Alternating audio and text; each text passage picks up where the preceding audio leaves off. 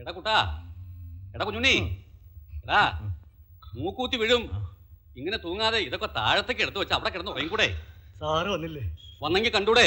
മണി 12 കഴിഞ്ഞല്ലോ. ഒരുമാതിരി വല്ലാത്ത ഇടപാടായിപ്പോയി.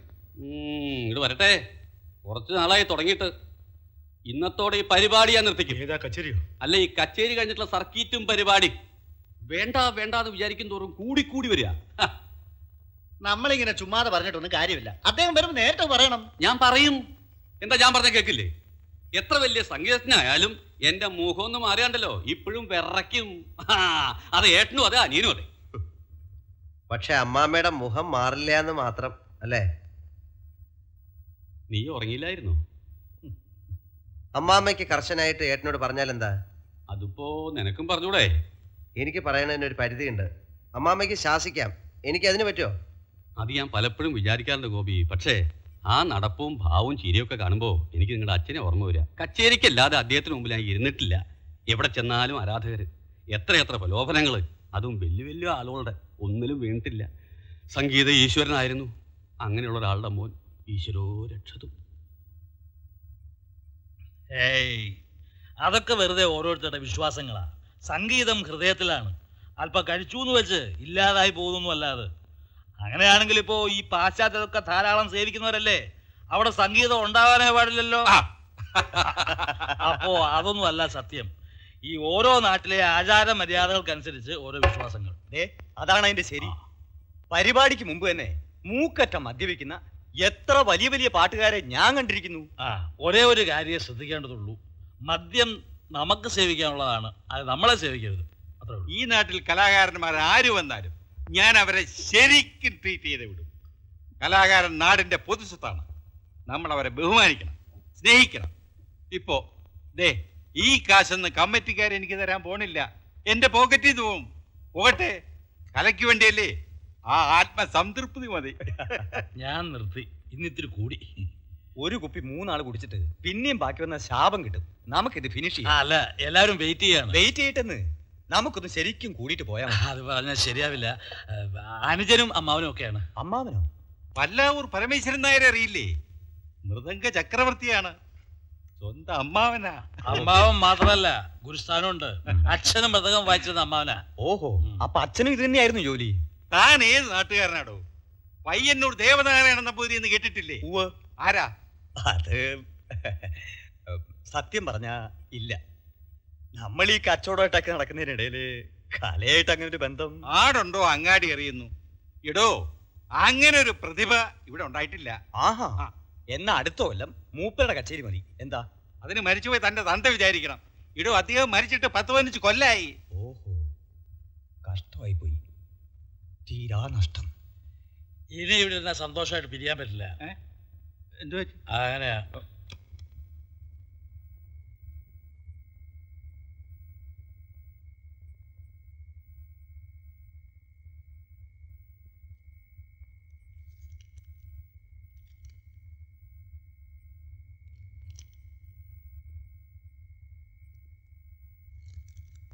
കാട്ടിലിട്ട് മുറിഞ്ഞു അല്ലേ എന്റെ ഗോപി? പെട്ടു എന്ന് പറഞ്ഞാൽ മതിയല്ലോ. ബാക്കി പണം തരാൻ വിളിച്ചതാ കമ്മിറ്റിക്കാരെ. സംസാരിച്ചിരുന്ന് സമയം പോയതറിഞ്ഞില്ല. എല്ലാരും വിളിക്കൂ, പുറപ്പെടാം. എന്താ ഇങ്ങനെ നോക്കണേ? അവര് നന്നായി സൽക്കരിച്ചു അല്ലേ? സൽക്കാരോ? ജ്യൂസ് കഴിച്ച കൂട്ടത്തിൽ അവരെന്തോ ഒഴിച്ചു. ഒരല്പം. 1-2 മണിക്കൂർ യാത്ര ചെയ്യേണ്ടതല്ലേ? ക്ഷീണം മാറ്റാൻ നല്ലതാ. പക്ഷെ ഇത് നമുക്ക് ഒട്ടും നല്ലതല്ല. ഏട്ടത്തെ എത്ര വിഷമിക്കുന്നുണ്ടെന്ന് അറിയാമോ? നമ്മുടെ കുടുംബത്തിൽ ആർക്കും ഈ ശീലമില്ല. ഈ ഉപദേശവും സംസാരവും ഒക്കെ പിന്നെ. നീ അവരെ വിളിക്ക്, പുറപ്പെടാം. ഇന്നിനി യാത്ര വേണ്ട, അവരൊക്കെ ഉറങ്ങി. ഏട്ടനിങ്ങനെ ശീലം തുടങ്ങിയിട്ടുണ്ടെന്ന് എല്ലാവർക്കും അറിയാം. പക്ഷെ അത് ഈ നിലവരെ എത്തിയെന്ന് ആരും അറിയണ്ട, പ്രത്യേകിച്ച് അമ്മാമ്മ. അനന്തരവൻ മകളുടെ ഭർത്താവ്, ഇതിനെക്കാട്ടിലൊക്കെ വലിയൊരു സ്ഥാനവും ബഹുമാനവും ഒക്കെ അമ്മാമ്മ ഏട്ടന് തരുന്നുണ്ട്. അമ്മാമ്മയെ വിഷമിപ്പിക്കണ്ട. നിങ്ങളൊക്കെ വിചാരിക്കണ പോലെ ഞാനങ്ങനെ അമിതമായിട്ട് മദ്യപിക്കാറില്ല. അത് മനസ്സിലാവണുണ്ട്. എന്തായാലും നമ്മൾ രാവിലെ പുറപ്പെടുന്നുള്ളൂ.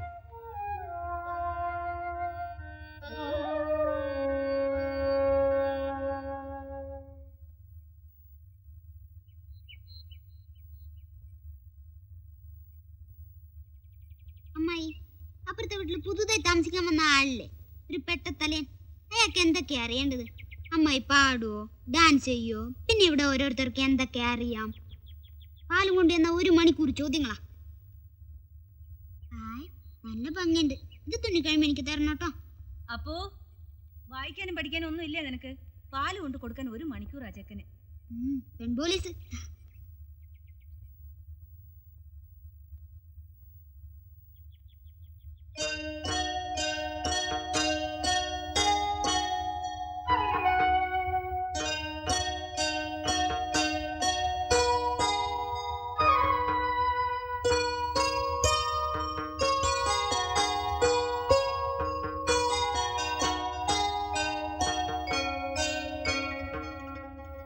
എന്റെ രാധേ, നേരം വെളുത്തപ്പോ തന്നെ തുടങ്ങിയോ തുന്നൽ വഴിക്കലും?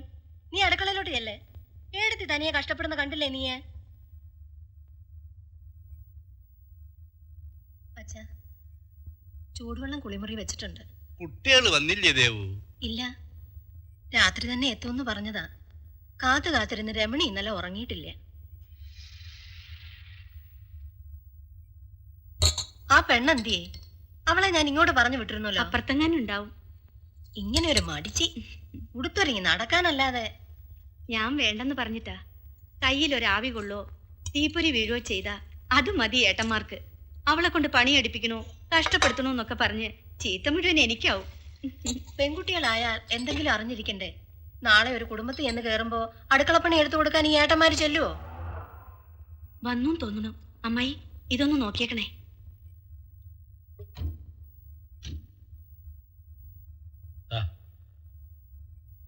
ഇതങ്ങോട്ട് വെക്കേ.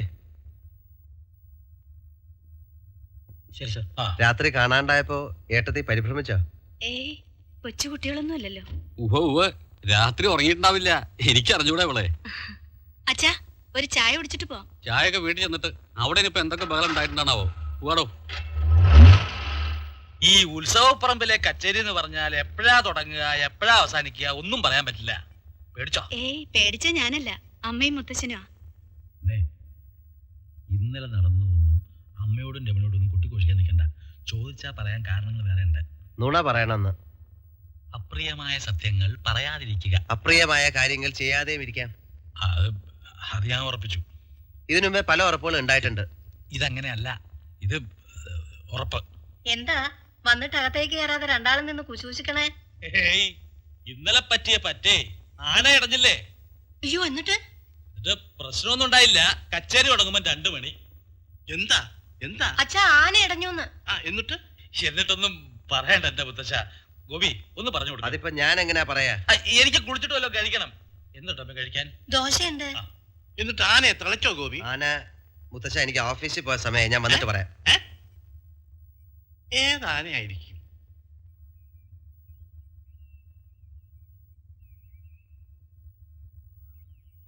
ഗോപിയേട്ടാ, ഗോപിയേട്ടാ, ഗോപിയേട്ടാ. അമ്മേ, അമ്മേ, അമ്മേ. എന്താ? എന്ത് പറ്റി? ഞാൻ അമ്മയെ വിളിച്ചതാ പോവാന്ന് പറയാൻ. അതിനിങ്ങനെ തൊണ്ട കയറി വിളിക്കണോ ആഫത്തെ? ഓ, പേടിപ്പിച്ചു കളഞ്ഞല്ലോ. ഞാൻ വിചാരിച്ചു എന്തോ അത്യാഗ്രഹം സംഭവിച്ചു. അല്ല, ഗോപിയേട്ടൻ പോയി. അതിനെന്താ, തന്നെ പോവാൻ നിനക്ക് വഴി അറിയില്ലേ? എന്നാ വേഗം ചെല്ലടേ. ഇന്നലെ രാത്രി ശരിക്കും ഉറങ്ങിയിട്ടില്ല. ഒന്ന് മയക്കം പിടിച്ചതാ, അതും പോയി. ഞാനിവിടെ ഓഡിറ്റിങ്ങിന് വന്നതാണ്. സ്വന്തം നാട് പിറവം. സാർ ഇവിടെ ഫാമിലി ആയിട്ടാണോ? ഒറ്റയ്ക്കാണ്. അമ്മയും മുത്തശ്ശനെയും പരിചയപ്പെട്ടിട്ടുണ്ട്. ഏതായാലും ആ വീട് കിട്ടിയത് ഭാഗ്യമായി. കാരണം കുറച്ചുനാൾ കല്ലൂർ രാമനാഥന്റെ അയൽവാസിയായിരുന്നെന്ന് വീമ്പ് പറയാമല്ലോ. ഇത്രയ്ക്ക് ഗമ പാടില്ല കേട്ടോ. വിളിച്ചൊന്ന് തിരിഞ്ഞു നോക്കെങ്കിലും ചെയ്തൂടെ? അല്ലെങ്കിൽ എനിക്ക് മനസ്സിലാവുന്നുണ്ട് ഇടയായിട്ട് ഒരു മൈൻഡും ഇല്ല. കസിനാണ്, അമ്മാവന്റെ മകൾ. എന്ന് വെച്ചാൽ മുറപ്പെണ്ണ അല്ലേ? അതെ. നിങ്ങൾ സംസാരിക്കും. ദേവി, കുറച്ച് മാനേഴ്സ് ഒക്കെ വേണം. ഒരാളുമായിട്ട് സംസാരിച്ചിരിക്കുമ്പോഴാ കൊഞ്ചല്. അയാൾ എന്ത് വിചാരിക്കും? ഓ, അയാളോട് പോവാൻ പറഞ്ഞു.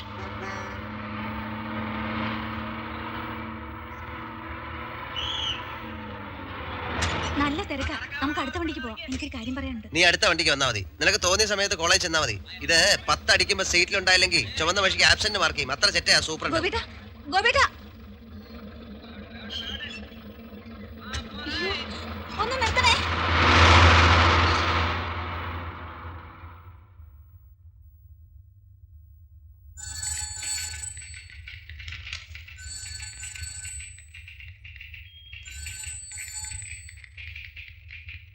ആ കലാകാരൻ എത്തിയല്ലോ.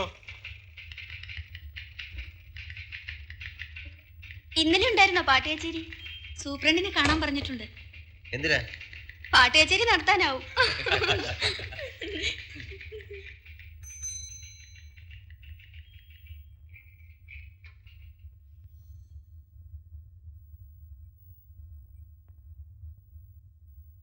സാർ, എന്താ?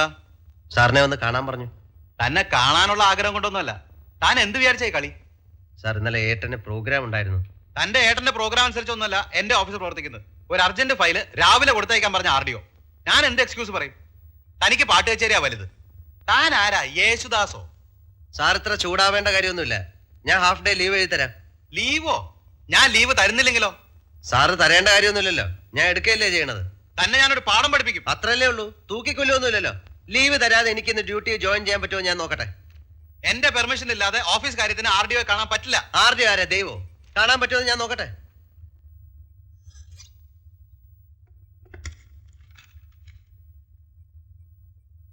ദൈവമാണോന്നോ? ആ വരട്ടെ, ഞാൻ നോക്കിക്കോളാം. ആ ആ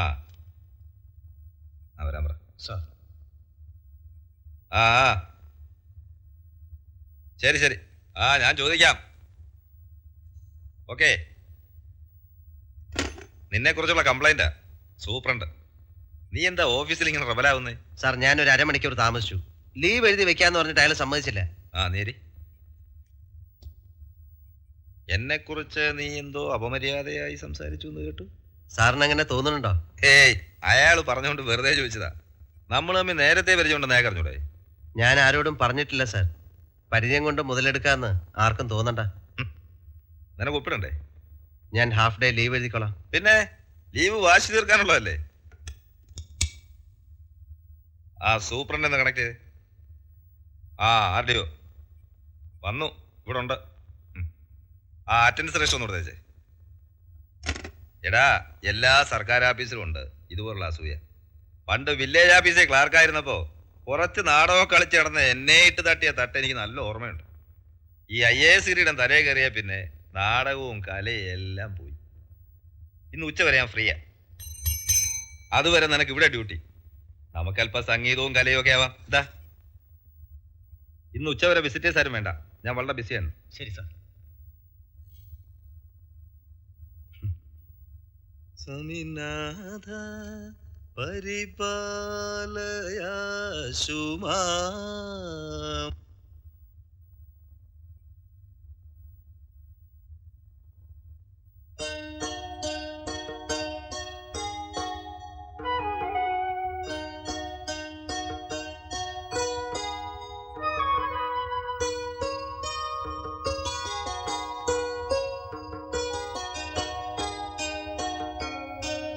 ഒന്നിക്കൂ. ദീപാരാധന തൊഴുത സുഖമുണ്ടിപ്പോ. ഭാഗ്യം. എന്താ കുട്ടിയുടെ പേര്? ഞാൻ അറിയുന്ന തെറ്റുണ്ടോ? വിജയനാ, വാ കയറിയിരിക്കേ. ഇല്ല, ഇരിക്കുന്നില്ല. ഞാൻ നാട്ടിലേക്കൊന്ന് പോവാണ്. നാളെ സെക്കൻഡ് സാറ്റർഡേ ആണല്ലോ. അവിടെ നാളെയും മറ്റന്നാളും പാല് വേണ്ട. അമ്മോടൊന്ന് പറഞ്ഞേക്കാം. ഇറങ്ങട്ടെ.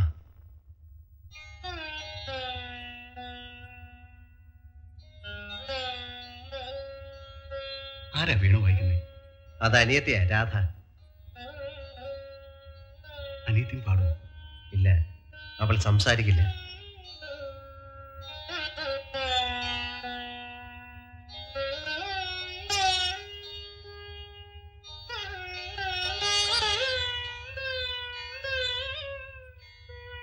സോറി, എനിക്കറിയില്ല. ഏയ് സാരല്ല. ഞാനങ്ങട്ടെ.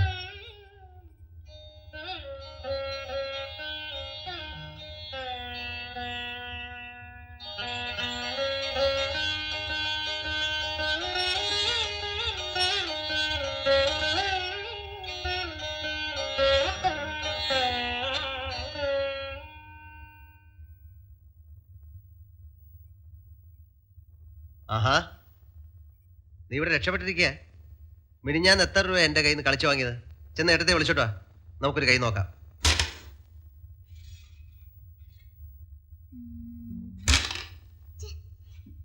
കള്ളക്കളി കളിക്കല്ലേ? പോടാ അവിടുന്ന്.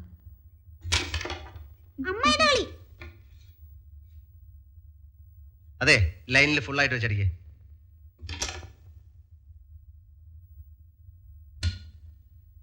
അമ്മായി ദേ റെഡ് വെത്ത്. ഇനി ഒരു അരമണിക്കൂർ ഇവള് തനിച്ച് കളിച്ചോളും. നമുക്ക് വല്ലതും സംസാരിച്ചിരിക്കാം. എങ്കിൽ ഞാനൊരു കാര്യം ചോദിച്ചോട്ടെ? ആനക്കഥ കെട്ടുകഥയോ സത്യമോ? ആനക്കഥയോ? ഏതാന? ഓ, കച്ചേരി. അത് കിട്ടുകഥയൊന്നുമല്ല. മതം പൊട്ടിയതാ, പ്രശ്നമായി പോയനെ. പോലീസിന്റെ കളി. പിടിയാനയായത് ഭാഗ്യം, വേഗം തളച്ചു. ഒന്ന് വേഗം കളിക്ക്. കോൺസെൻട്രേഷൻ കളയല്ലേ, കളിക്കട്ടെ. പിടിയാനയ്ക്ക് മതം പൊട്ടുവോ? പിടിയാനയ്ക്ക് മതം പൊട്ടില്ലല്ലേ? പിടിയാനയാണോ കൊമ്പനാണോ എന്നിപ്പോ ഒരു സംശയം. ഏട്ടത്തിയോട് വേണോ ഗോപി ഈ വേഷം കെട്ടില്ലേ? നീ ജനിച്ച അന്ന് മുതൽ ഞാൻ കാണാൻ തുടങ്ങിയതല്ലേ. ഏട്ടത്തിയോട് പറയണമെന്ന് വിചാരിച്ച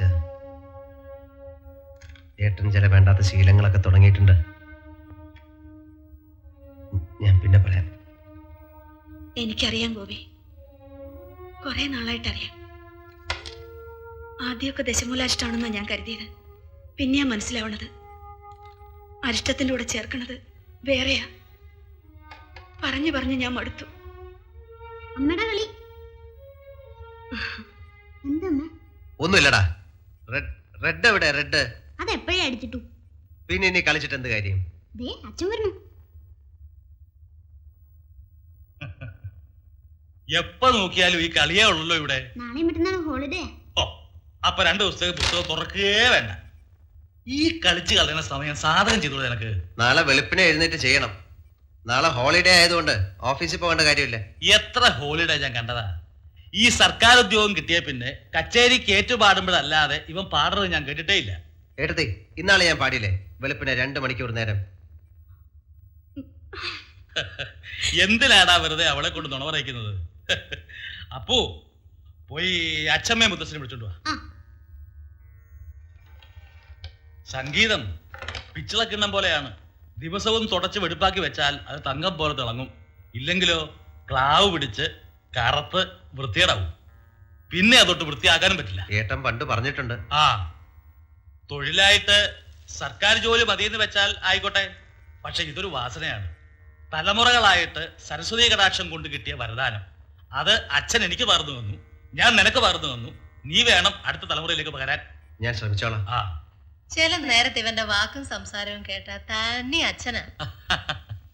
മുത്തശ്ശൻ ഉറങ്ങായിരുന്നോ? ഏയ്, എനിക്കിതുണ്ടല്ലോ 1-2 എന്നാൽ ഇതുപോലൊന്നും ഉണ്ടാവില്ല. ഇത് അമ്മയ്ക്ക്, ഇത് അമ്മയ്ക്കും മോനും, ഓ, ഇത് ഉദ്യോഗസ്ഥന്. ദാ, രാധ എവിടെ? ചെല്ലി. അടുത്തൊരു കുട്ടി. ഇഷ്ടായോ നിനക്ക്?